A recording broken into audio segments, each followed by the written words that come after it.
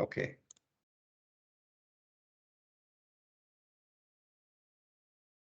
Yeah. The overall structure components, as you can see, it will be something like this. It has, of course, its rafter elements and verticals, and you have some bracings, like in the verticals in the elevation view, also to brace against the wind in the other direction. And you have in-plane bracing elements on the roof structure, on the raft over here that you can see highlighted in red, for bracing it in the other direction. So one more quick observations will be like your bracing need not be at every other bay, right?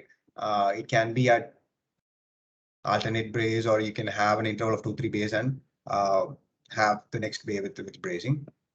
Then because they arrive this kind of bracing based on whatever is required. You create a model and you check how it's performing, what's the lateral deflection happening, for example, wind in X direction, is it within the codal limits, right? So if it's not, we need to add more elements to stiffen the structure in the other direction. So we start adding braces. It has to be economical, right? We need to arrive at the minimal number of braces and brace locations, because it's going to add to the cost, and also we need to take care of the stability. So you add those elements, you give an engineering judgment, add that and analyze that. Okay, fine. Now the deflections are within limit. Now you check the approximate size of the structural members, how much it's coming. Is it under the economical range, or should we increase the system, add more members so that the load gets distributed to those members also? By the way, when more load sharing happens, the stress on an individual element reduces, and we can reduce the cross-sectional size of those members. So it's a judgment call. Once you know, so where does this engineering judgment comes from this? You might have to do, n number of trial and error methods, right, to arrive at this, if for a person who is starting to do this. But there's something called preliminary design. Like, you need not start from scratch. You can arrive theoretically at the overall size of the member, which will be approximately in the range of your final optimized design. So once you start with the member, then you can increase or decrease the size of the member a bit, like 10-15%. Then see how the building is performing and the members are under the stress limits, given by the code. It should not be overstressed. It should not be stressed to its limit also. It should be stressed somewhere well before its limit, like say 80% or 75% of the limit, right? So that's what we do. We will see how to arrive at the preliminary size of the members. Yeah, and not only the overall structure, in this model that you can see, look at the foundation, like how it is resembled. It's like a pinned symbol. The symbol is pinned. The software assumes it's all pinned at the base. And when it is pinned, you don't have moment that is coming, right? In a fixed or rigid joint, only you have moments popping up.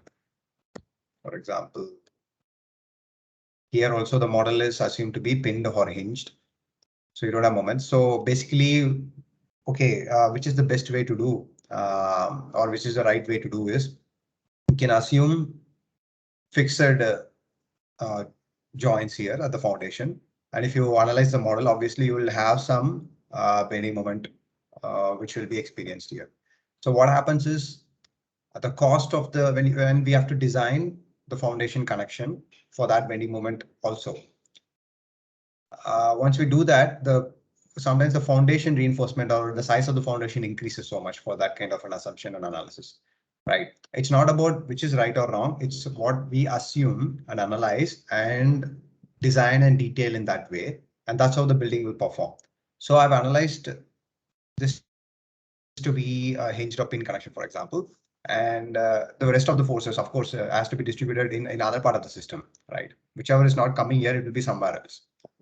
And that design is economical rather than assuming it to be a fixed connection. And in the foundation complications, the size of the foundations, that thing increases. So people generally don't assume a fixed analysis method. and hence they go for a pinned method and design it that way. Right, I think here it's all pinned. The assumption is pinned at the base. And of course, in addition to we are getting the moment or not, but there will be obviously horizontal forces and vertical forces, which are like reactive forces coming from the foundation. And we need to check the soil and the foundation design for that, right? If there's an horizontal force reaction coming, soil needs to be in place. It should not be sliding, first of all. That's the first check, right? Then we need to know, okay, how much is the friction we are having between the soil and the foundation? If there is no enough frictional force to oppose this force, what we can do, we can provide an additional member, like we call it as a shear key, which you can see a vertical protrusion from the horizontal surface of the foundation, right? So that acts like a locking system, right? We call it as a shear key. It doesn't allow, or it makes it tough for the foundation to move. In that way, we are preventing sliding of the foundation.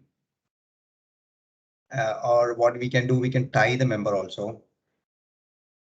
It is not generally done for PB building, but if the span is short, this is a concept that you can try, like if it's required, you can tie the foundation to the other foundation. By that way, by using a tension member, we call it tie rod. So imagine like you're trying to compress the arch from top, and you'll be trying to move away. The foundations will be trying to move away. That's what we call the thrusting force. In order to arrest it, we need to have a foundation which is stabilized in the soil. The soil needs to have those properties, those engineering properties, right? It should assist in that friction resistance. So if not, if there is more thrust coming in and the soil is not good enough, in addition to the shear keys, you can also use a tie rod, basically a tension member between the foundations to stop that from happening.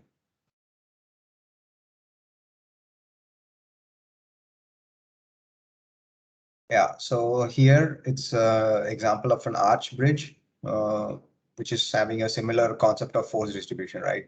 There's a uniform load that is coming from the bridge deck, and that goes into the arch at some fixed intervals, right? And the arch is in total compression globally, and the foundations are looking like this, and they have given a pinned foundation. Even with assuming pinned foundation, they have to have this much size of a rigid foundation, right?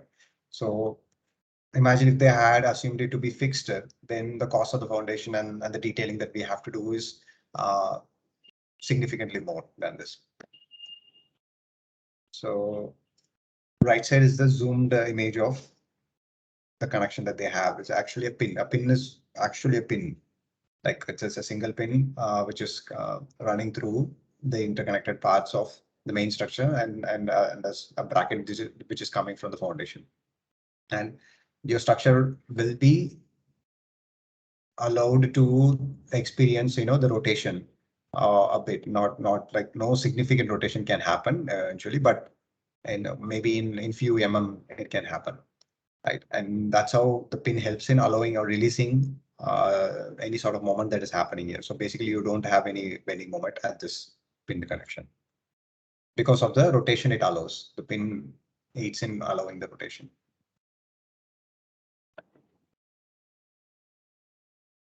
There are some examples for other pins, ranging from small size to big size. I think if you visit any of the airports, right, and airports are like having a lot of steel structures, big steel frames. I know next time try to look at how they are connected, interconnected between them, and at the base also, what kind of connection they have. They might be having pins like this, but of course, I don't know whether we can see it, but it will be all covered, right, with using some sort of envelope. So basically, for a typical pre-engineered building, you will have the column connected to the foundation, and you have a base plate at the bottom of the column. Column would be typically an I section, and that will have some anchor bolts running into the foundation. And so this is an example of a hinged connection. For example, like what I say by hinged or pin connection is left side that you see, it's a type of pin, an actual pin.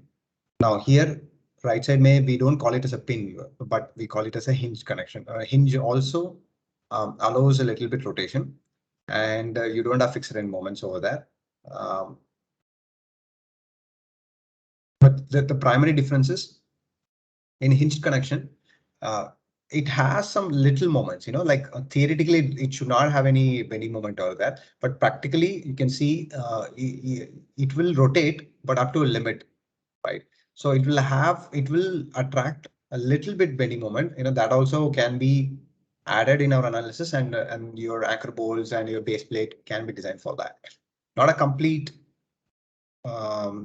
bending moment as it experiences when it is a rigid connection, but if it's pinned, it kind of experiences like 10 to 15% of the bending moment, and that we need to carefully check for and design it. And this is the only way to an easy way to design a foundation for a PEB structure, right? This is much more simple to do and construct rather than fabricating a pin on the left hand side, because typical industry practices will be something similar to that you see on the right side. The hinged foundation base plate connection that we give.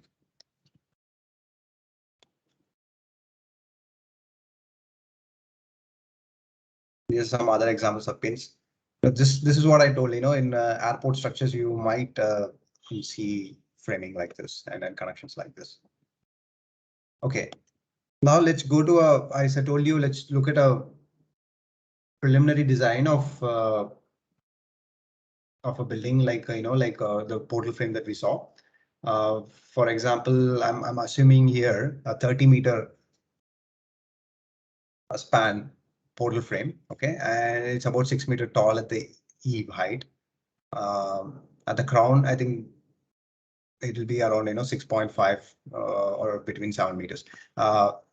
The angle of rise is from 5 to 10 degree, typically around 7 degree. Now, what I did was now analyzed in software using ETABS software. Now, what we will do, we'll run through a small exercise of doing it theoretically and checking if our theoretical bending moment is equal to what or nearly equal to what the software gives.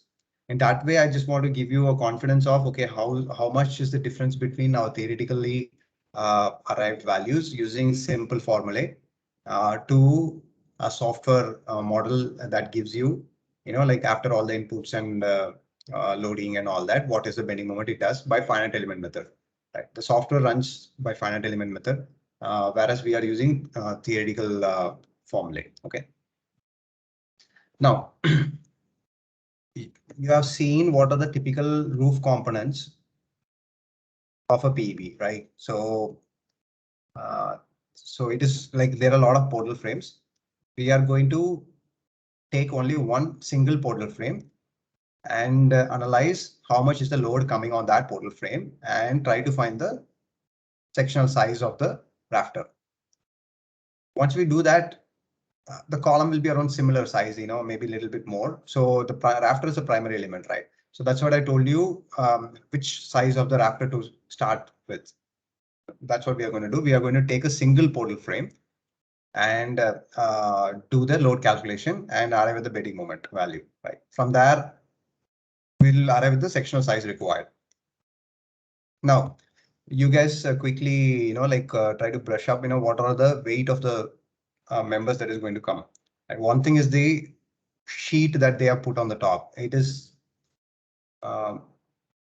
mostly nowadays they are putting GI sheet, in galvanized iron sheet that has some weight. Yeah. And there's the weight of the purlins, right? And there would be some weight of the bracings on the roof panel, right? And there are some services, right? Of course, I think the bottom of this roof that you see has some sort of, I don't know, like an aluminum or thermal insulation, right? To maintain the temperature, like the air conditioning that they don't want to lose the temperature very fast, right? So they have some sort of thermal insulation. And there'll be some wires running, there'll be some hangers. Basically, I will call this as services, right? And that weight and also the self weight of the rafter itself, right? And you can see services includes these electrical fittings also. Now, these are the components of our roof system in a portal frame of a pre-engineered building like that we're seeing right now. Now, you guys all, please note down the typical weight of all these components, and we'll calculate the total load, and we'll go with the bending moment formula. Okay, so you all please start taking notes. Now, what is the, okay, how do we arrive at the, where do we find the weight of all these components is, there's a code called IS 875 part 1. IS 875 is, it's the Indian building code, which tells you what is the weight or what is the loading for all the components, right? For all the materials that we are using in a building. Like it will give you all the loads of the tiles, the flooring system, the steel sections, and everything. So that is one that you can refer to. So please download that. It is freely available on the internet. IS 875 part 1. Okay. The code year is 1987. It is still in use. They check it and they reaffirmed it, and it is also still in use. There's not much change, right? Now, I've already quickly taken what will be the load values for each of the components. Let's start with the GI sheet that we put on the rooftop. Now, that's around 12.5 kg per meter square. That's the approximate weight of the galvanized iron sheet. 12.5 kg per meter square. Now, for load calculation in ISI units, we want to convert everything into kilonewton per meter square. Okay, that's convenient. So how do I convert 12.5 kg? Now, if I want to convert kg into kilonewton, you can multiply with, convert to Newton, you can multiply with 9.8 to be precise, or you just approximate it to 10. Okay, 12.5 multiplied by 10. That's 125 Newton per meter square. Right, and I want to convert into kilonewton. Kilonewton is when I want to convert it, I need to divide it by 1000 or 10 power 3. So that gives me 0.125. 0.125 kilonewton per meter square. Okay, that will be the weight of the roof, the GI sheet. Okay, then we'll add the weight of the purlins. The purlins, the weight will be around 80 Newton per meter square. 80. Okay, that's very less. So when you convert into kilonewton, you need to divide 80 divided by 1000. So 0.08 kilonewton per meter square.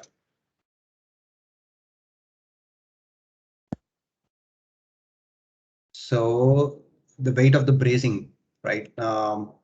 So braces. So purlins are basically what kind of sections? It will be, sectional, cross-sectional shape of the purlin will be like, yeah, Z or a hat section, or sometimes like this. Okay, and your bracings, typically the bracings will be made up of angle sections. Now your bracings are kind of not so sturdy only because it need not be sturdy because you can have more bracings here and there, and the size of the bracing could be less, the cross-sectional size. So the weight of bracing I'm assuming is 15 Newton per meter square, 15. Okay, so 15 divided by 1000. That's 0.015 kilonewton per meter square. Now for services, I'm assuming, totally the code also gives you, it's a general guideline. We can take 0.1 kilonewton per meter square directly. So 0.1 was like 100 kg per meter square. Okay, so when we convert into kilonewton, that's 0.1 kilonewton per meter square. it's not 100 kg, sorry, it's 10 kg. Yeah, it's 10 kg per meter square. See, this is a uniform loading we are assuming, right? You can think about how much is the load coming per meter square.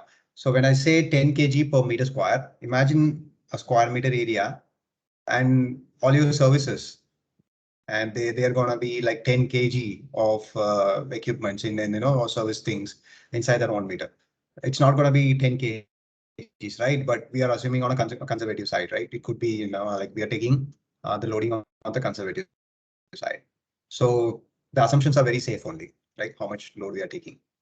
So you need to have the physical feel of, when you are assuming some things, what is the physical feel, like how much load is coming in a square meter area, so that you can be very confident. Okay, this is what the load is, and already we are putting it on the higher side in the assumption, and we are good with our calculations, right? So these are the load. And one more thing is, what would be the self weight of the rafter? Now, rafter is the one of the heavy components, right? So in order to arrive at the rafter, I took as like self weight to be 0.75 kilonewton per meter, right? So now how did I arrive at that? There's something called steel table. You guys know, you guys did steel section design. So there in our steel table given by the IS code, this I took it from the internet, so it looks different, but there's a proper IS code, which gives the steel table. So my rafter is an I section. That is what I want to design, right? So what I do, I go to Indian standard beam sections. Now, ISJB is Indian standard junior beam or joist beams. ISLB is Indian standard light beams. Indian standard medium beams is for ISMB. ISWB Indian standard wide flange beams. ISHB Indian standard heavy beams. Right now, these I sections, the heaviest one will be ISHB. The heavy beams usually what's the difference is like their flange thickness and web thickness will be comparatively more than, say, for example, your ISJB or ISLB sections. Okay, we'll see now, like for example, ISLB 500, which means the depth of the cross section overall is 500. That you guys all aware. You have done exercise like this now, seeing the steel table. Now ISLB has a flange thickness of say 14.1 and a web thickness of 9.2. Now what's its weight? Now this is what I want in the assumption, right? Now I know like this is where the sizes of the rafter would come like, right? Because I've assumed a 30-meter span, and for 30-meter, I know some sort of sectional depth I require. And your in standard sections, which are available easily for production according to the Indian code, right? If you go to a steel factory, they would produce these sections, which are available in the market. Anything beyond 600 mm depth, we need to make plate girders. We need to fabricate plates and weld them, and to make our cross-sectional size required. Now that will be the most economical in most of the case, but what we are doing in this exercise is we are trying with the available sections, if that's going to work for this span of the portal frame. Now ISLB 500, the unit weight is like 75 kg per meter. That's the running weight. It's a weight per meter is 75 kg, right? So 75 kg is 75 multiplied by 10. It gives me 750 Newton and divided by 1000. That's 0.75 kilonewton per meter square, kilonewton per meter. Now this is what I've assumed per meter running meter. What will be the weight of self weight of the rafter? Now ISLB 500 is this, and if you compare with ISHB, ISHB doesn't have 500 at all. It stops at, okay, let's see at ISWB. Now ISWB's 500 is like a little bit more heavier, right? Obviously, because of some difference will be there in the flange thickness web, and might be there in the width of the flange also. Now our ISLB 500. Yeah, so width of the flange is 180 mm. thickness of the flange, just for comparison purpose. Okay, we have not yet gone into the details of arriving at the section size. So just to show you the difference between which section will work or not. If something lighter is working, we need not necessarily go for a heavier section, right? It's so because heavier section is obviously a more weight per running meter, and the dead load also on the foundation increases and the cost increases. So we want to arrive at an efficient size as possible, right? And it also should take care of all the forces, the bending moments and the shear force, the local point loads, which gets acted as a shear force on the rafter, right? So for preliminary purpose, we'll be choosing something on the safer side. So let's go to ISMB. Let's say ISMB 500. Okay, so that's around the unit weight will be like this is 0.87 kilonewton per meter. That's how it will come to. So 80 is 6.9 multiplied by 10, that gives me Newton, and divided by 1000 is in terms of kilonewton. So 0.869 kilonewton per meter. Okay, so we have our preliminary weights. So please add up all those values. The first one was our sheet, Galvin sheet. That's 0.125 kilonewton per meter square. So sorry, the unit weight of your rafter is alone is in kilonewton per meter, right? Yeah, just a second.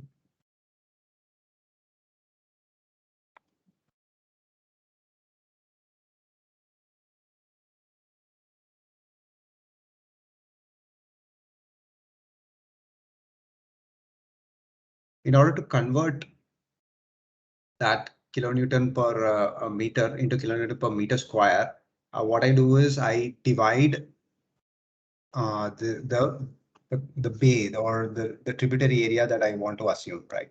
So see, you look at one portal and how much is the weight that is coming onto the portal. The half of the span between the adjacent portal and half of the span between the other side adjacent portal, right? So that's basically the span. Now I'm assuming a 4-meter span here, okay? For our example, also for calculation, your portal frames are at every 4 meter, right? Or 5 meter. We'll see. What is the difference? How much is the difference coming? So if it's 4 or 5 meters, that's what I assume span. So that will be a trip area. So half of this and half of this. So if half of 4 is 2 on the other side and the other side is 2 plus 2, 4 meters. So that's the area that I'm assuming, okay, per running meter. Now, your self-weight of the rafter was in kilonewton per meter. I want to convert it into kilonewton per meter square. I want to divide it by the area. I mean, the width for the tributary area that I'm assuming, right? So let's take it 4 meters. So for our ISMB section was like ISMB 500. So that's 0.87 divided by say 5 meter. Okay, we'll assume longer spacing or longer bay distance between portal to portal. So let's stick to 5 meter portal. That's 0.175 kilonewton per meter square. That's the weight of the rafter, 0.175 kilonewton per meter square. You guys got how I did it, right? So it's 0.87 kilonewton per meter divided by the distance between the portals, the bay distance. So 0.87 divided by 5, that's 0.175 kilonewton per meter square. So we have got uniform units, right? So let's add all those. Your GI sheet is 0.125 kilonewton per meter square. So 1.125 plus weight of the purlin 0.08 plus weight of bracings 0.015 plus self weight is of the rafter is, I'm assuming for ISMB 500, right? So that's 0.175. And our fixings was there. Sorry, services. Services was 0.1 kilonewton per meter square. Yeah. And services are there, and there you can assume some other weight also required. There's something called fixings, right? There could be some bolts, hangers, nuts, and all that. That also we can add. That we can add as a overall, in order to convert to a roll number. I mean, a whole number. So now I'm getting the total dead load to be around 0.495 kilonewton per meter square. So that's around 0.5 kilonewton per meter square. Now, this is just the dead load, addition of dead load. So for live load, I'm assuming there's no access on the top. So IS 875 code tells us to take a live load of 0.75 kilonewton per meter square. Okay. Now, how much is 0.75 kilonewton per meter square? It's 75 kg per meter square, right? So that's a decent load to assume. So what we do is we have the combination of dead loads 0.5 plus 0.75 is the live load, right? So 0.5 plus 0.75, that's 1.25. Now 1.25 kilonewton per meter square is unfactored. You guys remember factoring the load, no? The load needs to be factored, it needs to be more conservative. Now you look at the way how we are arriving at the load calculation, right? We are already assuming conservativeness in our load assumptions. And on top of that, we are putting an additional factor of safety. Now it will be typically 1.5 times, right? So multiply 1.5 times, 1.5 times 1.25, which was our combination of load, dead load plus live load. So 1.5 is the factor of safety multiplied by 1.25, which was the combination of dead load plus live load. That's around 1.875 kilonewton per meter square. Right? That is the uniform area load that is being applied on top. Now, when you want to apply this load on the rafter, what happens? It gets converted into a line load, right? Because the area load gets deposited on the rafter, and the rafter experiences a uniformly distributed line load. Now, in order to convert this area load into line load, we need to multiply with the tributary section that we assumed, which is 5 meters, right? So 1.875 multiplied by 5.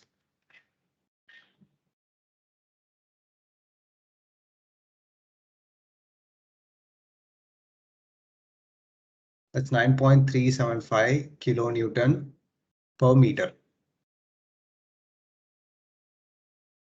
That's what we are getting, right? This is the load of, it's around 1.875 multiplied by 5. We took it. Okay, let's stick with this assumption only. The uniform distributed line load on the rafter is 9.375 kilonewton per meter.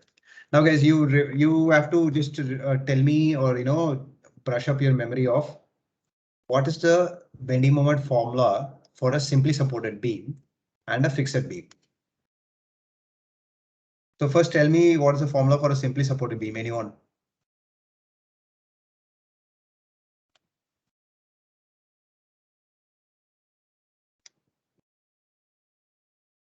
Guys, you remember what's the bending moment value?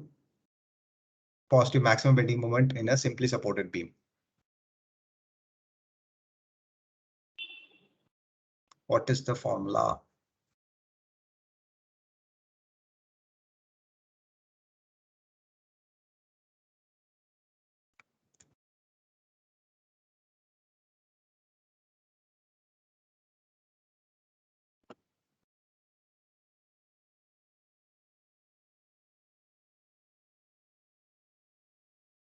This is a simply supported beam, right? One side hinged and other side will be roller. That's how it becomes a determinate structure.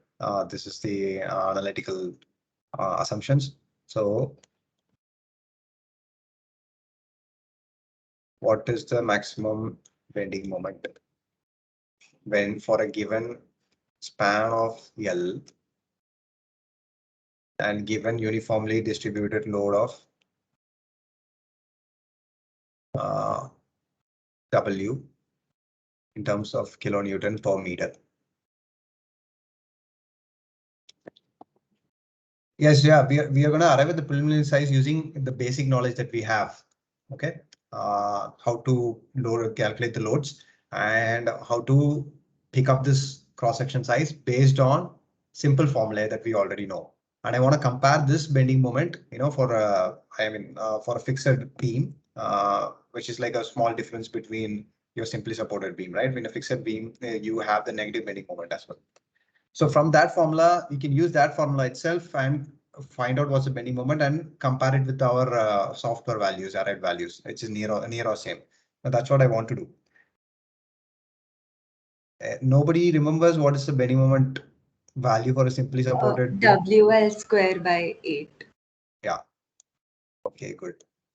At last, thank you. So WL squared by 8. Right? This was the bending moment. Now we need the bending moment for our rafter, our portal connection, right? Now I'm assuming the rafter to be fixed at the ends, right? So there is a rigid connection. That's why it is a portal frame. Now this part of the rafter, I'm assuming a linear element. It need not be, we are approximating. It need not have the slopes, but it's typically a fixed member only, right? Between the junctions. Now for the same span,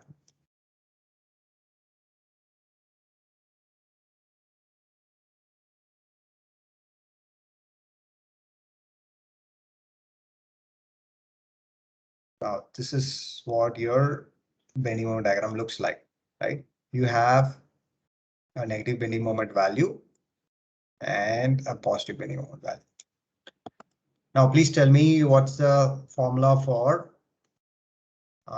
the negative bending moment for a fixed beam and the positive bending moment.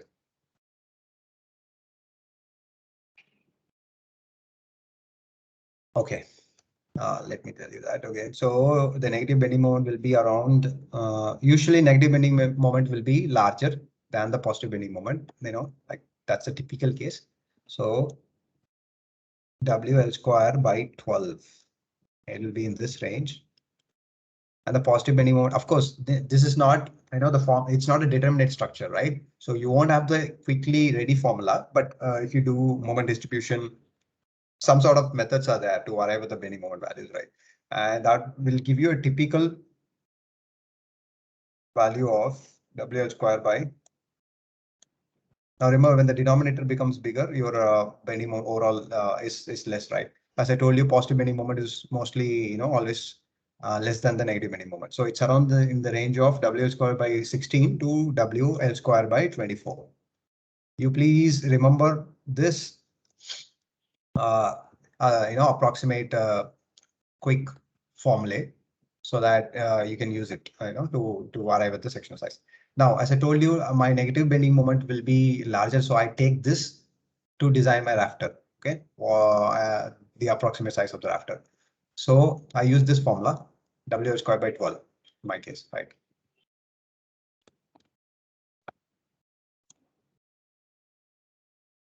I'm playing on a conservative side, right? We are arriving at the preliminary size only because after that detailed analysis will have to be done. We might have to include wind load, earthquake load and all that. But the starting size needs to be somewhere where it can.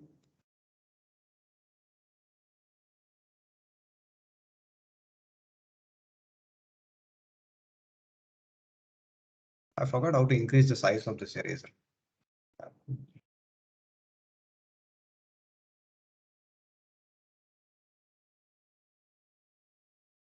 Okay.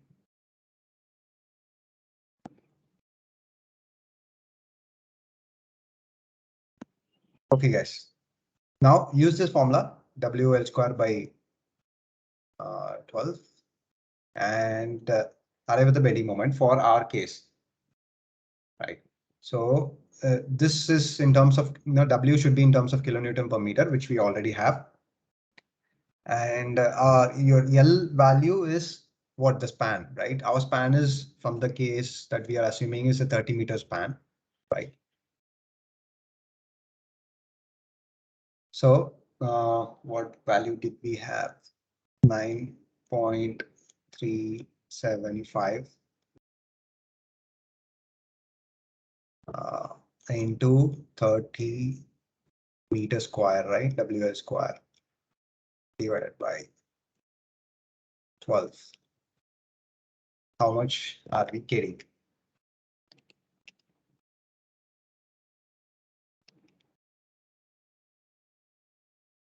That's around 703. 3 kilonewton per meter. Sorry, it's kilonewton meter, not per meter. That's the bending moment unit is force into distance, right? It should be kilonewton, I mean, Newton force value into distance value. Here, our force is in kilonewton and distance is in meters. So it's kilonewton meter. So this is our bending moment value, right? Which this formula is like the theoretical approximate formula, right? WH squared by 12, the negative bending moment formula for a typical rafter that we assumed based on its loading on the top and the self weight of the rafter.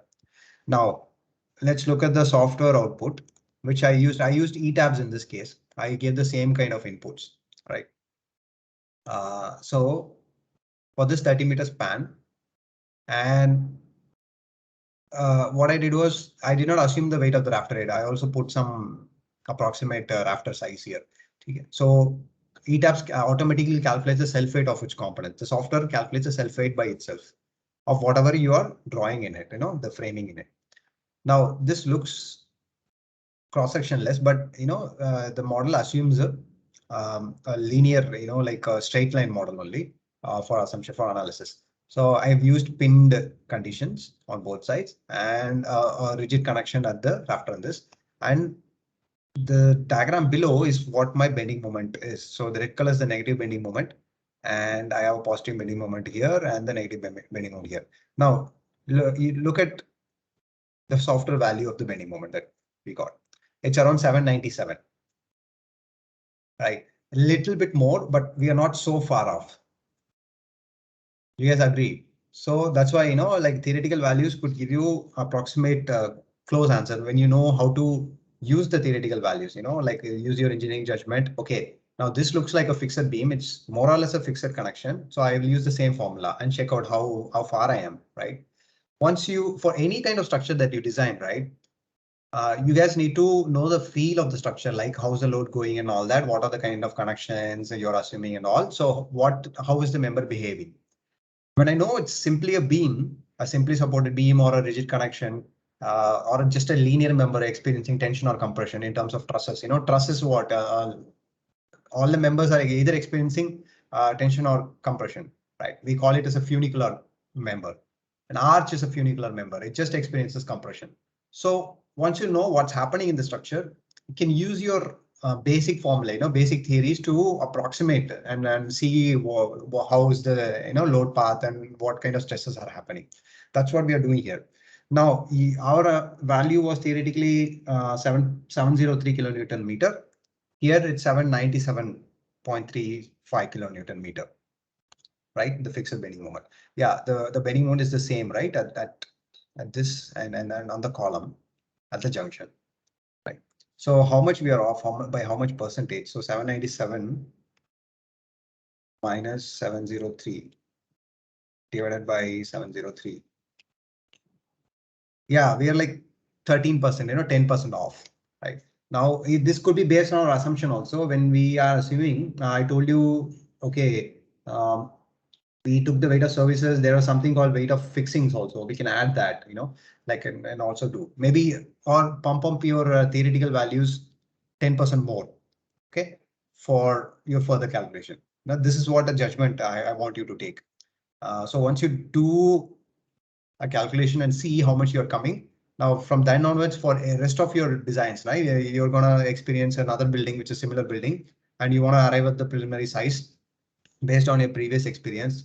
So you quickly do these kind of calculations and increase your assumption a little bit more, right? So when you arrive at a value, okay, you know what assumptions you made. You did not know, okay, I did not assume this weight, or I don't know what's happening there.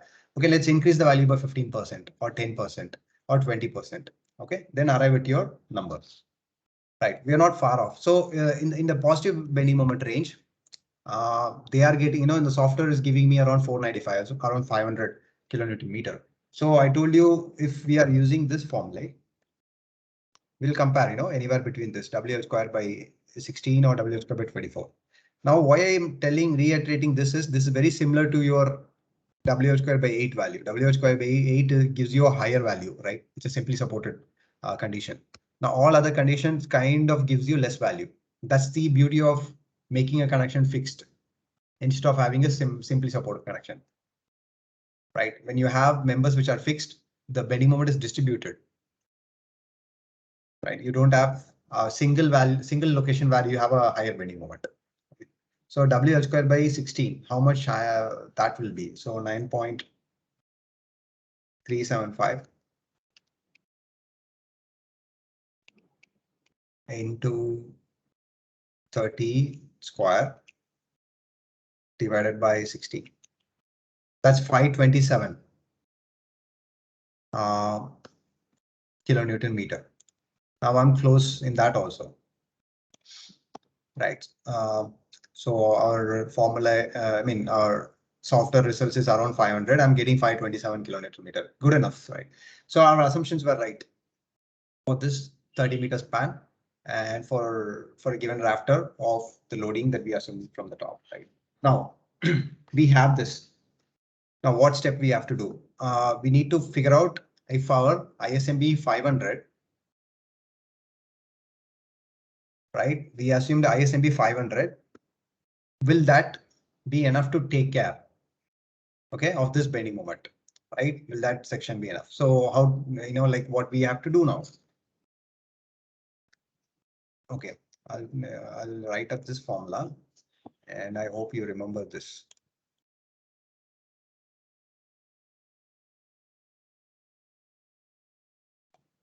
This is the last step, okay, to check if the ISMB 500 capacity is good or if we need a higher member.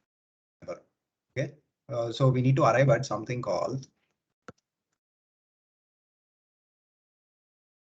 the moment of inertia requirement, right? The I value required. Now, where do I get that from? Is how do I use it? Is M by I is equal to F by Y, right? Now, this formula is called engineer's formula, or a very basic formula in theory of beam bending, bending of any member. This is what the basic formula is. You guys will be remembering, right? The full formula is something like this: E by R. Now we need only the first two components of it, where E is the Young's modulus of steel, which we know already, 2 into 10 to the power 5 Newton per meter square, Newton per mm square, that you can Google and know, but that we won't be using that now. R is the radius of the bending. Now this formula obviously comes from, with they are assuming a beam to be bending. And when it bends, it kind of forms an imaginary circle or something, and you have a center from that, and you have a radius. Okay, and that is this radius of bending. That's where all this formula comes from, like from the theory of bending. But anyway, we don't want to go back to all these things. Right. So now what is causing the bending? The bending moment is causing the bending. Now we have this value. Now I is the moment of inertia of the member that is being bent, right? The cross-sectional property. Right. This is what we need to find. Now from steel table for each of the members, right? Each of the steel sections. It could be a I section. We have angle sections. And what else? We have, this steel table doesn't have everything, but your full-fledged steel code, steel table that has cross section of hollow sections, right? Circular, tubular, square, rectangle tubes, and everything. But we are just focusing on this I section right now. So I section, the values are there. The moment of inertia in both the directions, in the primary direction and the secondary direction, it's given. Now this is what we need to arrive at for our case, and we need to check If that is less than ISMB assumed, we started with ISMB 500, right? We need to check with this, and that's fine. So then our preliminary size is fine. If not, we need to have just look at something larger. Okay. Okay, our I section, I value required is something more than what ISMB 500 is capable of. Then you look for the next possible good option. So ISMB 550, is it good enough? Yeah, we'll take that. Okay, if not, this is not available here. Let's go to ISWB and we can take it, right? The heavier sections have more moment of inertia because of the cross-sectional size increase in terms of flange width or flange thickness and web thickness, everything. Okay. Now, what is F? F is the stress of the material, the stress limit on the material, right? That's our bending stress. Now we have a steel member that we assume. I'm assuming a steel grade of FI 350, 350 MPa. This is a commercially easily available steel grade, right? Fe 350. So that's 350 Newton per mm square. That is the yield stress of the steel. I hope you guys remember all this. So this I'm assuming, and I want a factor of safety on that, right? I cannot assume that complete Fy. So there's this thing called 0.87 into Fy, right? Into Fy. I'll be using this. Where this 0.87 come from? It's nothing but for steel, material factor of safety is 15%, 1.15.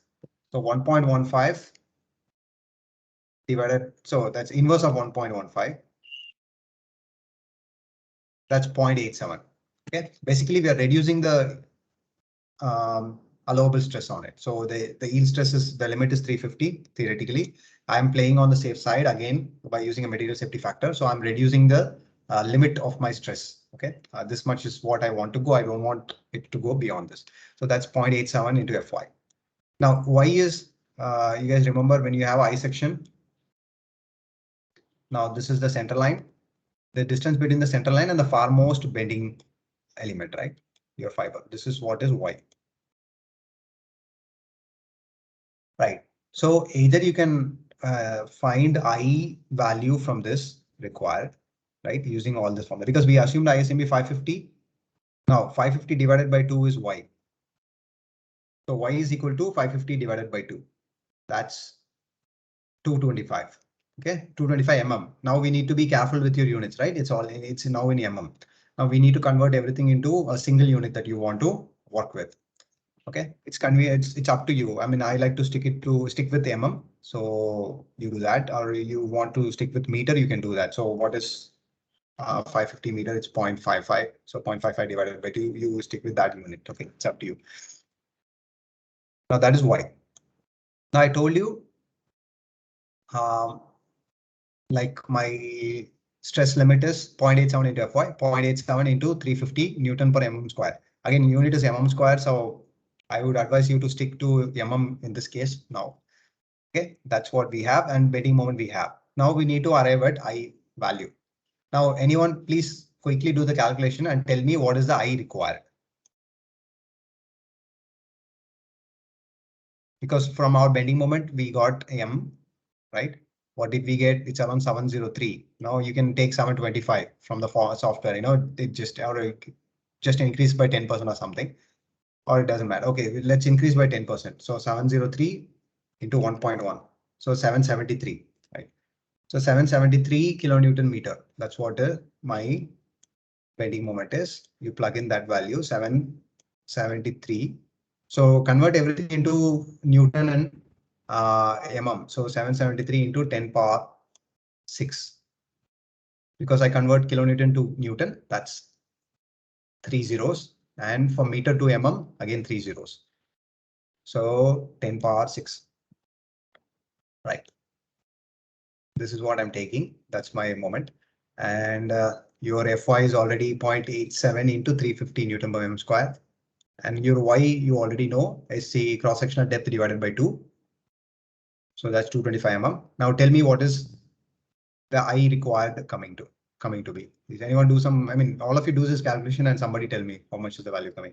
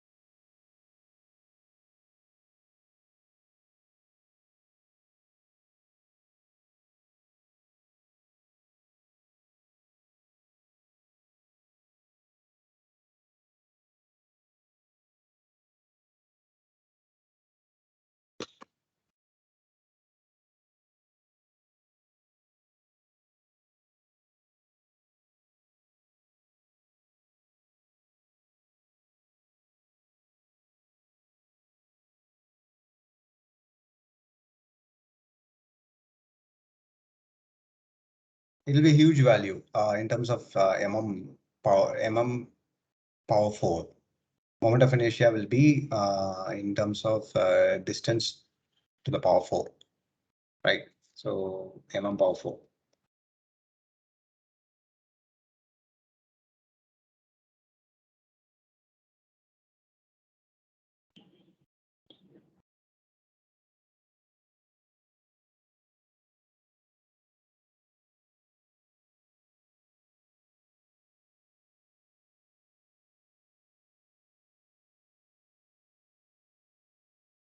Did anyone get the value? Please tell me how much you got. I want you to try this exercise. It's very similar to your previous year theory of structures. You might have designed the beams using the same method.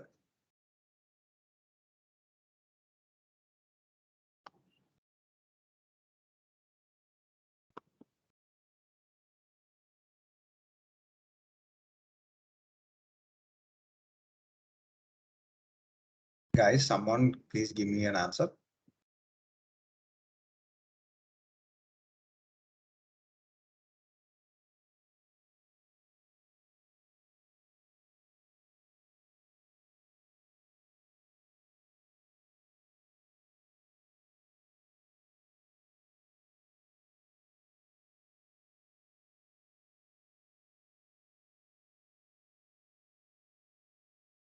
Hello.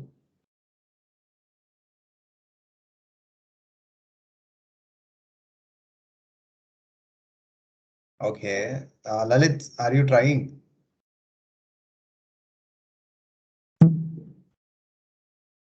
Yeah, I'm here. Okay. Are you trying with the calculation? Yeah, I mean, Yeah. still trying.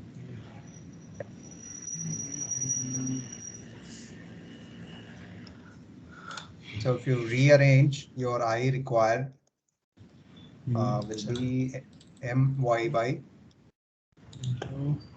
fy.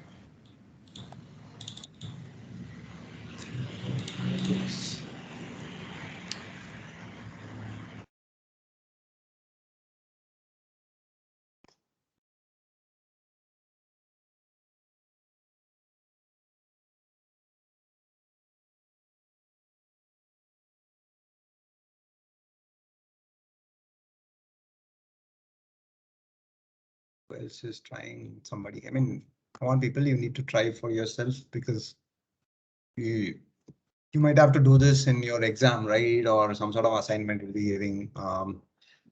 So I think you better practice it now and know the feel of the numbers, what's it coming out to be. It's very similar to what you did last year, I hope.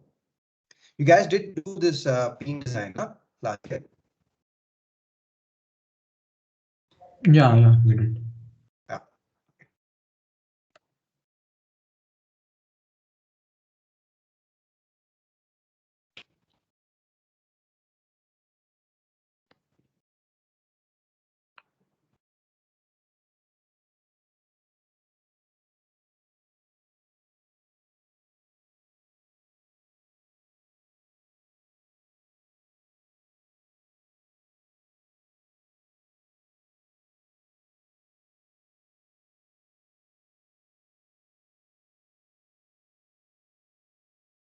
Okay, so let me tell you the number that I was getting. I'm getting is so I required will be when you rearrange the formula my by fy. So m is 773 into 10 power 6 kilonewton meter. Sorry, 10 power 6. I've converted that into Newton right already. And y is 225 divided by 0.87 into 350. So I was getting that around 571.18 into 10 power 6 power 4.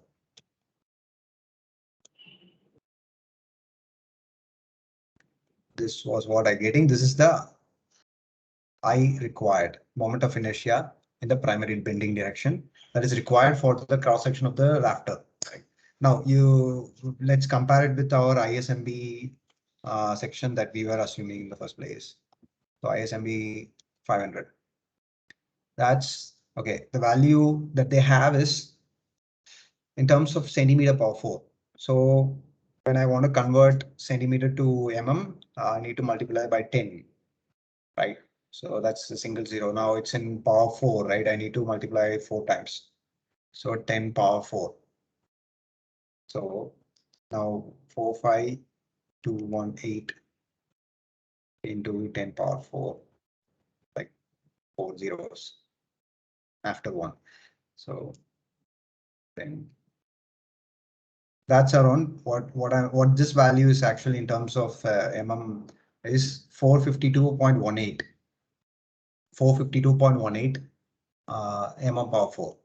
Now what was our requirement? 571.18 into 10 power 6 mm power 4.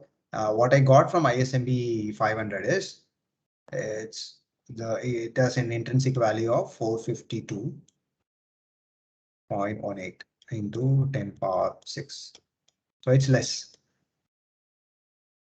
Yes, so this section is not going to work. ISMB 500, but only what is now changing is we need to look for a higher section or a section which has more than or equal to this I value required, right? So, and what is going to change if I'm going to take a section which is larger, the self-weight of the section is going to increase a little bit. Okay, not so much because all the weight of the other components are going to be the same. Only the rafter is going to increase. Now, when I do that, for example, I go to the steel table. Now ISMB 500 is not working, right? Because it has 452.18 in terms of mm power 4 I'm speaking. You guys should be, able to convert that and then have a feel for yourself, what range it is coming. So 452.18. My requirement was 571.18 in power 6. Now I look for the next higher section. So let's see ISMB 550, right? Now, yeah, it is more than 527. Obviously, so this could be useful and is well higher. It's not in the nearby range. It's 648.92, right? So I can use that. Now, what is increased? My self-weight has increased, and you put that, plug that in your previous calculation. Now, how much it has increased? Not much. We assumed 0.87 kilonewton per meter. It's now, yeah, how much we assumed? 0.87, right? Yeah, this is like 1.03, like nearly 1 kilonewton per meter. When you do that, again, you do a calculation, it won't be exceeding, the requirement won't be exceeding more than this I value, right? Not this much, because obviously, like it's kind of more than very high than, 571.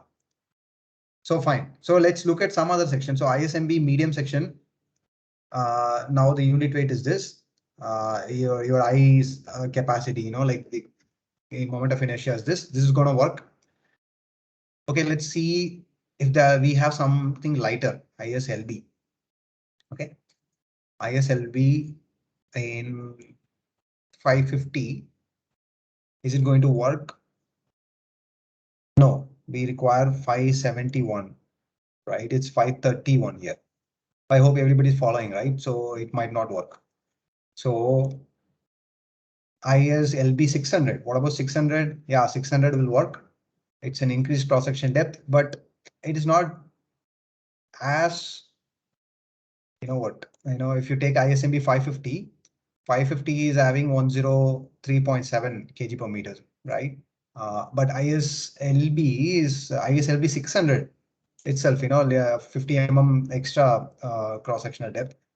We are having a lesser unit weight because of the other cross-sectional dimensions, right? But still, your I value is more than required. So I think you can choose ISLB 600, right? So once we choose that, we are choosing a very economical section already to take care of the bending moment. Now, what other checks we might have to do? This is a preliminary size, right? I start with this and I check for all other forces.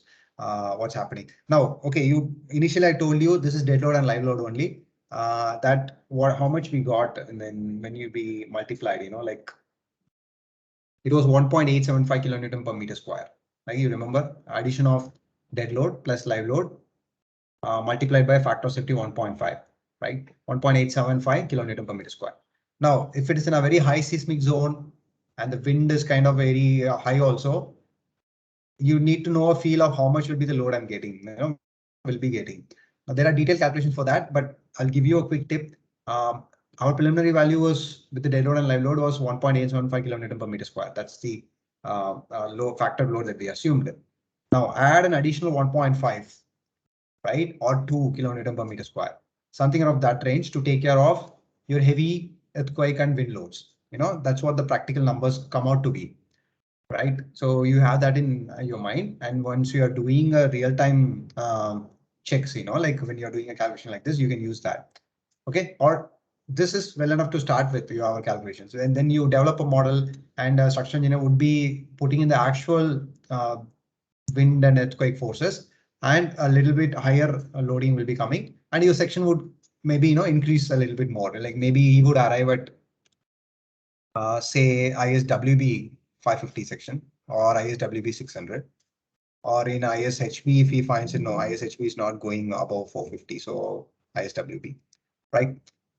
Okay, for a very high seismic zone and where the wind is also high, he might suggest, okay, this is not enough, good enough, we ran out of our capacity in from the IS steel table or readily available steel.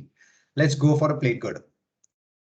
So in that case, you can fabricate a plate girder, right? You have more room to play with. It's your cross-sectional dimension, and you can arrive and you can reverse calculate. I required is this. What should be the cross-sectional shape or size of the your member, your plate girder, right? That's how you play with. Now you take this. I think for our case now we can start with ISLB 600, which is having a very high, higher, more than required capacity of moment of inertia. Fine. Now, what other small check you can do is, I told you in a rafter we have like point loads, which is coming from the purlin, and your web of the rafter should be able to take care of the shear load, right? Now, from the software, again, there's something called a shear force diagram that you can take. That's also pretty simple if you want to do manually, but let's assume I'm taking the software value itself. It's 175. The highest shear load is like here that is coming from the shear force diagram is 175 kilonewton, right? It's just a force, so it's in kilonewton. Now, what is the capacity of our web in the rafter? So rafter, what we did was we are going for ISLB 600, right? What's the cross-section depth? Of course, it's 600, right? Now shear is passing through our web of the section, right? The vertical part of your rafter. So that multiplied, I'm finding the area of the section which is resisting. So depth of the section multiplied by web thickness. 600 multiplied by 10.5 is the web thickness. That is a cross-sectional area in shear. So 63,000 mm square or 6,300 mm square. Now, how much load it can take? Like area multiplied by our yield stress, right? So 0.87 as a factor of safety multiplied by 350 is our yield stress, right? That divided by, now I'm getting a value. It's in terms of kilonewton. I divided by 1,000. Sorry, I'm from Newton to 1,000. So the shear capacity is 1,900 kilonewton. You guys understood, right? I'm multiplying the cross-sectional area of the vertical plane, which will be resisting the shear. So that is what the overall depth of the section multiplied by the web thickness. That is the area in shear, right? So 600 multiplied by 10.5. That's the area. Now I want to arrive at the capacity in terms of force. So area into stress allowable. So your area multiplied by stress is 350 into 0.875 is the factor of safety. And for shear, there's an additional factor of safety also, which is you need to divide that entire value by √3. If you remember, it was Fy by √3, right? For shear capacity and in your preliminary, in your previous year. So Fy divided by √3. So I divide that √3. Yeah. So I'm getting something around like 1,100 kilonewton. That's the capacity in shear. Okay, for this section. Now, what was our shear force? It's 175. It's nowhere close. So we are good enough. So this preliminary check is very good to start with your, even unit weight calculation. Like somebody would ask you how much will the cost of the building be? You need to calculate how much tonnage of material putting in, right? Now I know I will be using ISLB 600, right? Fine. I need to for kind of, that then you assume the same for, or a little bit heavier member for your column, a little bit heavier member, not so much. So you know the weight of the rafter, weight of the column, right? You multiply with the number of bays you have. That gives you a total tonnage. Now, how to arrive at the connection of the, calculation for, connection. A connection would cost around like 10 to 20%, right? Of the total tonnage, of the entire building. So you add that factor and you know what's the total weight of the building and you multiply with the current market rate of steel and add, then that will be the rate of the material that you require and material to building, labor cost in India that you might, know, or you can have, material would be 60%, labor would be 40%. Right, in prefabricated, maybe material is already costing 70%. Most of the work is done right in the prefabrication yard, and only erection and a little bit welding will be done on site. So 70% is already taken care. 30% is the labor cost. You add that, and you add your design charges and all that, and you give them a number. Okay, this is what will be the cost of the building, right? Yeah.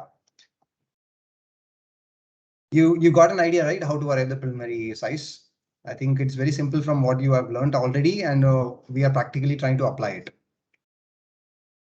If you have any quick questions on this, let me know, or else I'll show you some other long span examples and we'll quickly wrap up. Okay.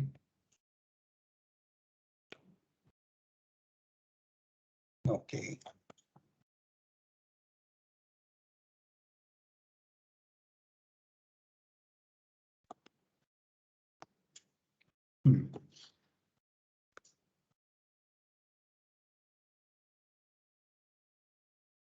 Yeah, so nowadays we are constructing most of the long span structures with steel elements because of the ease of fabrication and it can be scaled up or down. You have the components ready. You just have to fix them, and it's modular, right? You make a unit and you replicate it. That was it. But earlier, before the usage of stainless steel or mild steel or high grade steel, which is after the industrial revolution that came up, actually, people were predominantly using concrete. Right now, this structure that you see is a Roman era dome, which is like it's 43-meter high and wide, right? And the thickness at the base is 6.4 meter and thickness at the crown is 1.2 meters. It is not reinforced. It's just concrete, right? Pure concrete. It doesn't have, it's the old type of concrete, not the new kind of concrete we have. They had some different chemicals or, different minerals that they used then. But it's not so much different as we use now, but there was a difference. Now, the thickness that they had at the base area, right, that was 6.4 and thickness at the crown is 1.2. Nowadays, we are having domes which are much more longer in span and the thickness is much more less. With reinforced concrete, with the technology that we are having nowadays and the construction methods, the thickness of the crown it could be as little as like 200 mm for the same span or even large, that you see right here.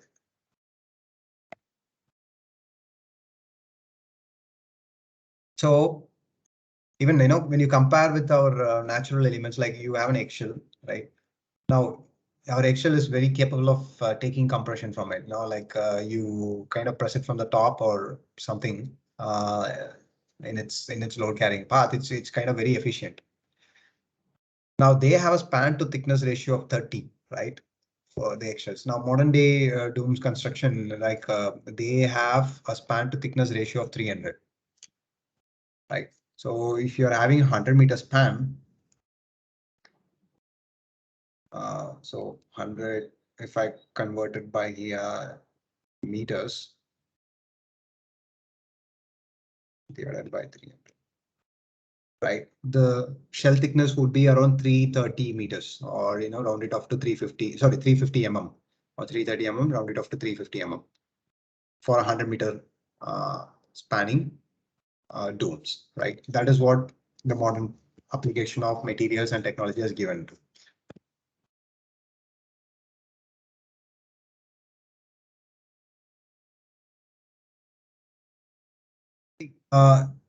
Okay, now another long span interesting structure that I wanted to share with you is there's this structure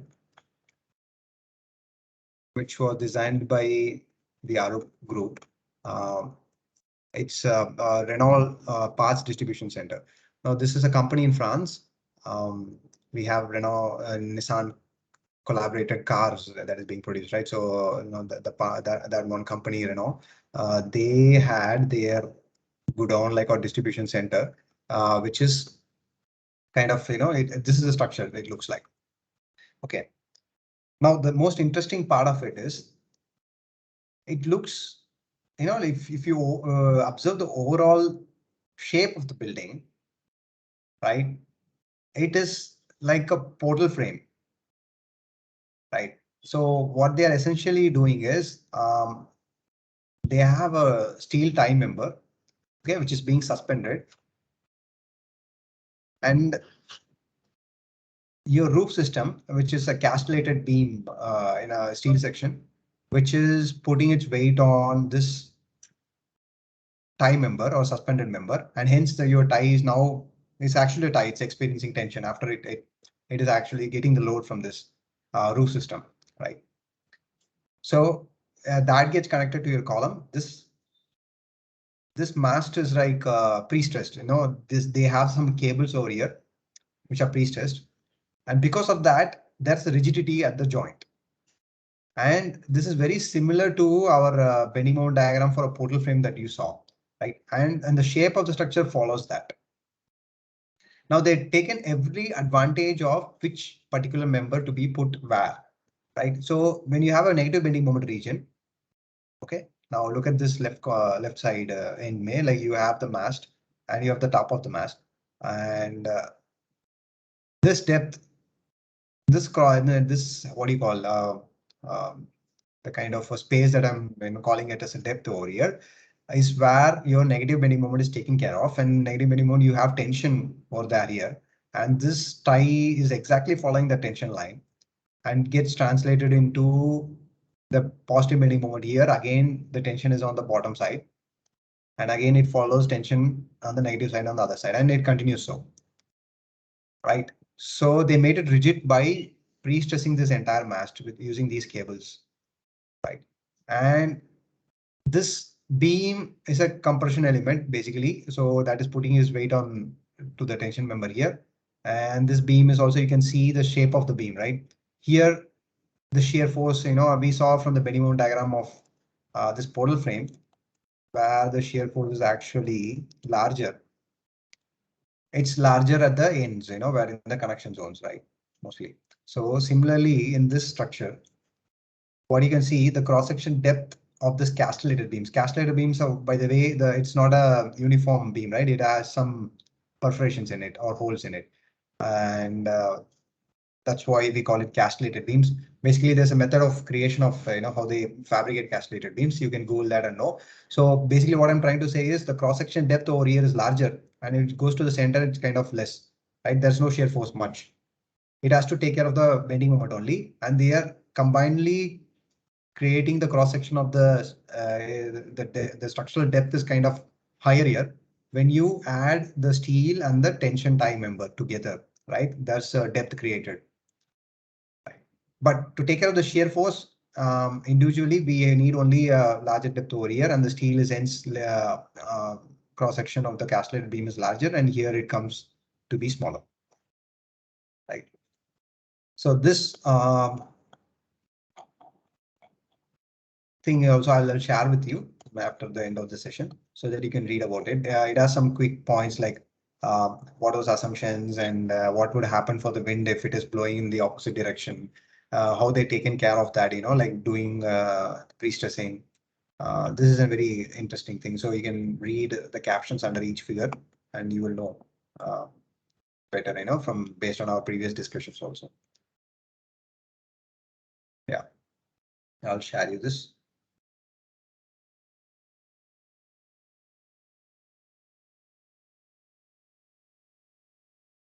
So again, that is something in line or similar with a bridge construction methodology called a balanced cantilever, right?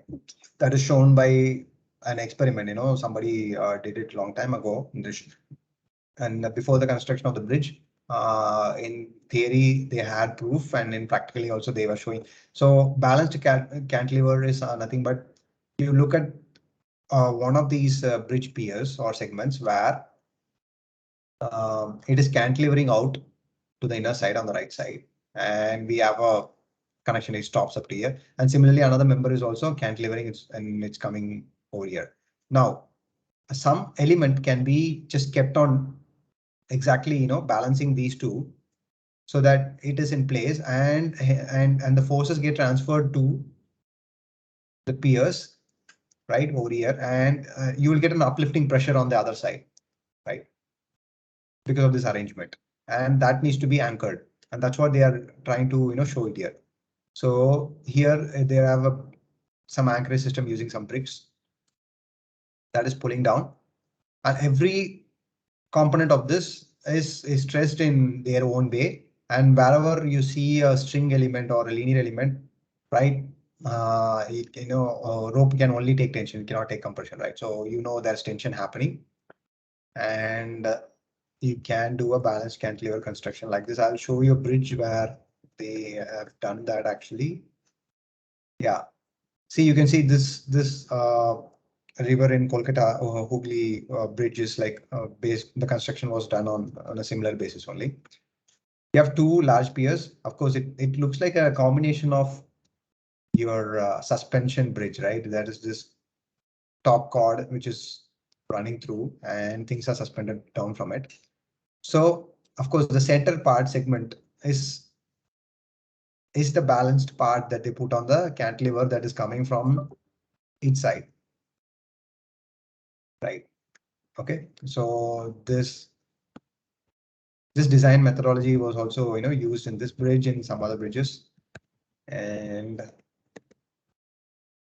I think last time during the introduction of the class we saw a dome can be made of articulated steel members like this you see on the left hand side, and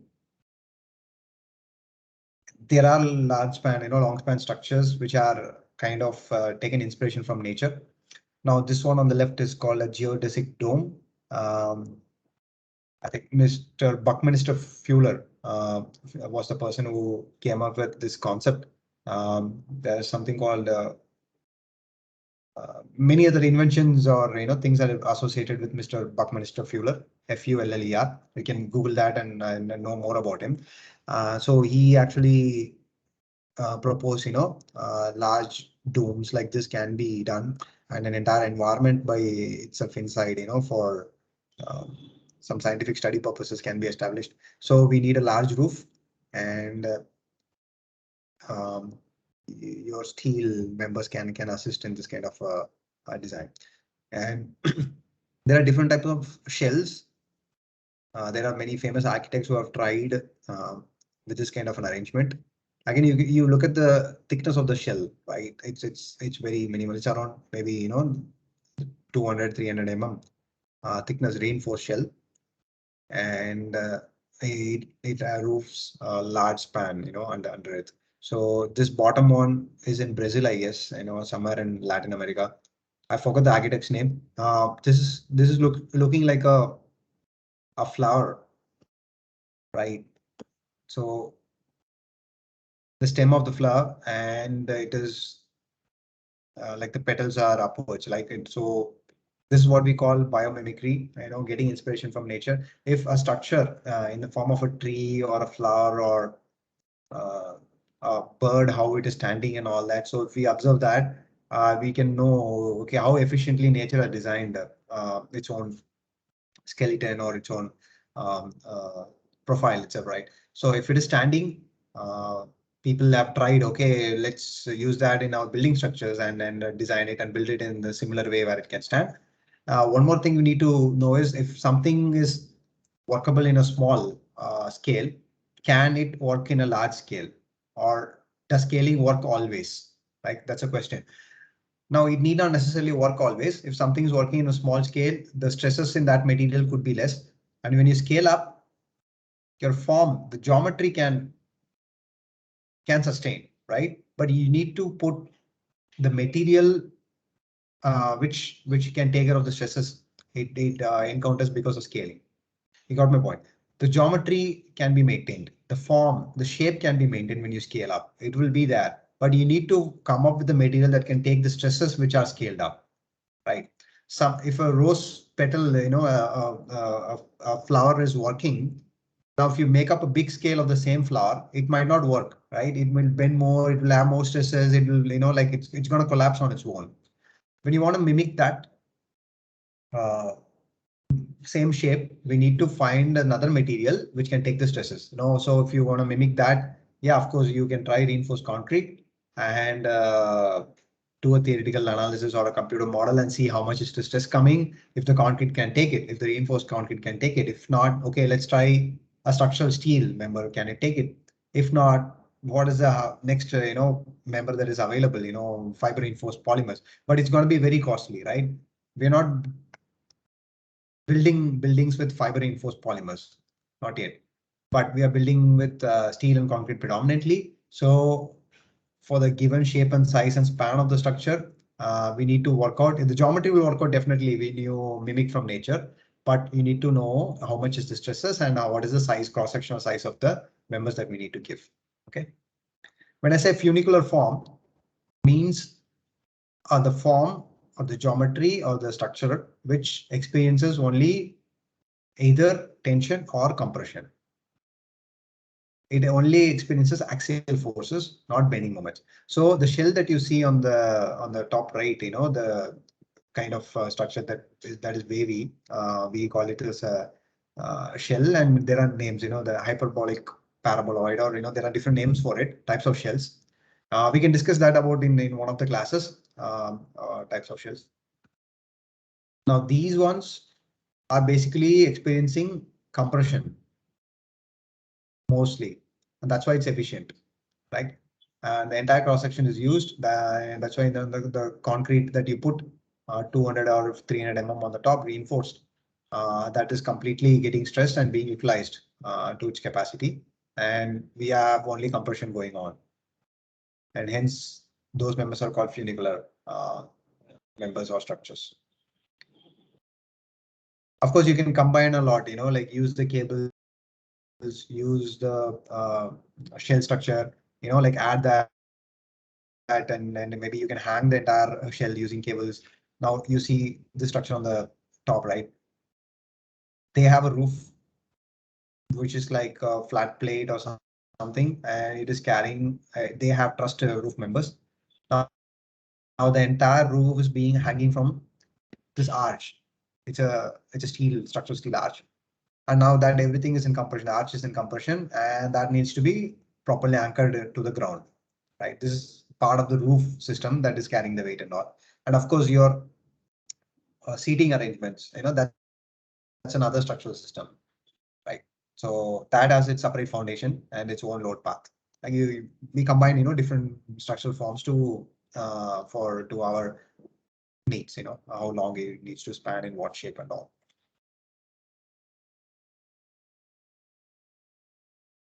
Yeah, another example for long span is what we call as a space structure or space frame. It's very simple. Space structure is a three-dimensional truss structure. Now, truss is two-dimensional. When you connect it in the other way, it's three-dimension. That's called a space structure, or some terminologies they call it by space frames. So, this aircraft is also a space frame or space structure, right? It has some vertical components, some diagonals, top and bottom chords.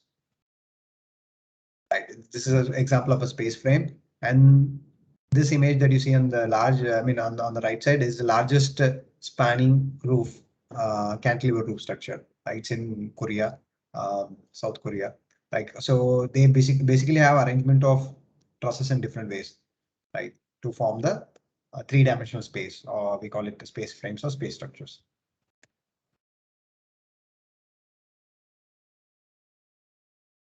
Yeah, so this could be single layer or multi-layer, or you can have steel domes that we saw, right? So this is the steel dome or geodesic dome that we saw, and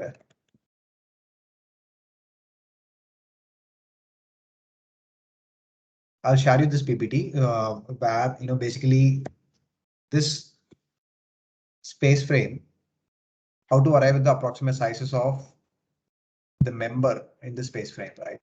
So basically they have multi-layer grid. Let's assume two grid, right? First layer and second layer.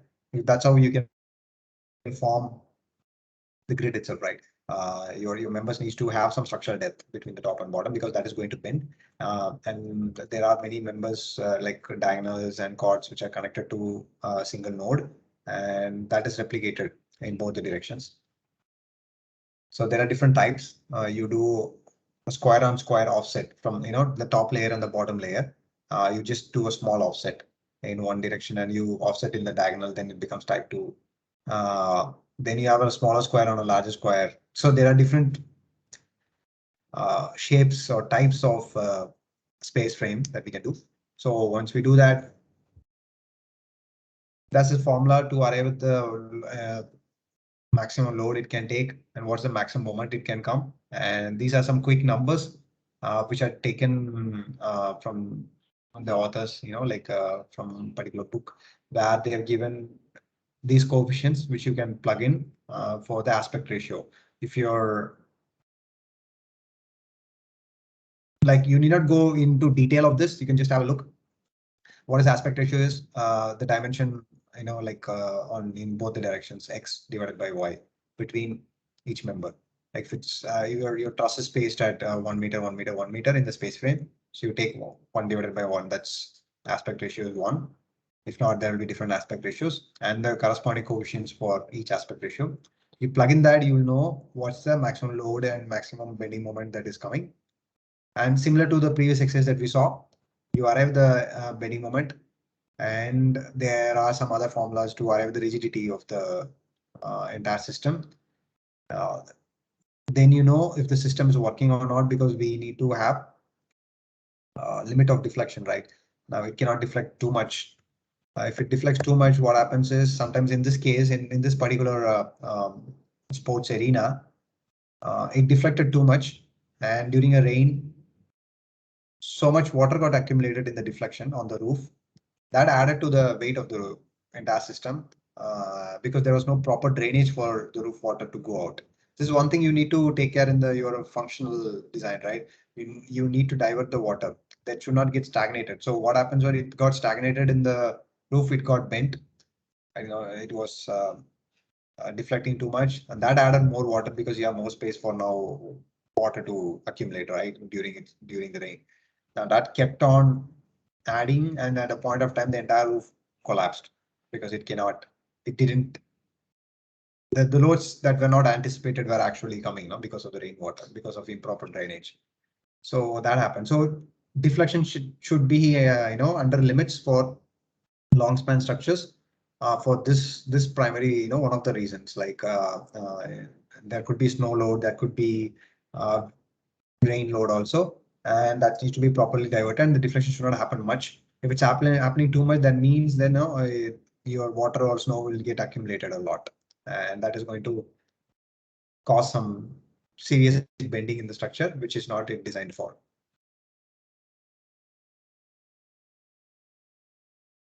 Okay, guys, so that is the end of today's lecture. You have any questions?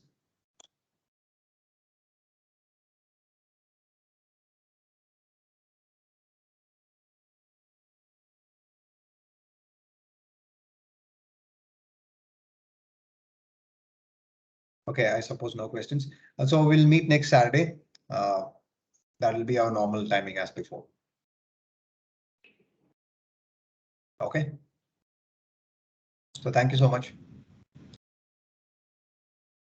Thank you. Thank you. Thank you. Thank you. Thank you. Thank you.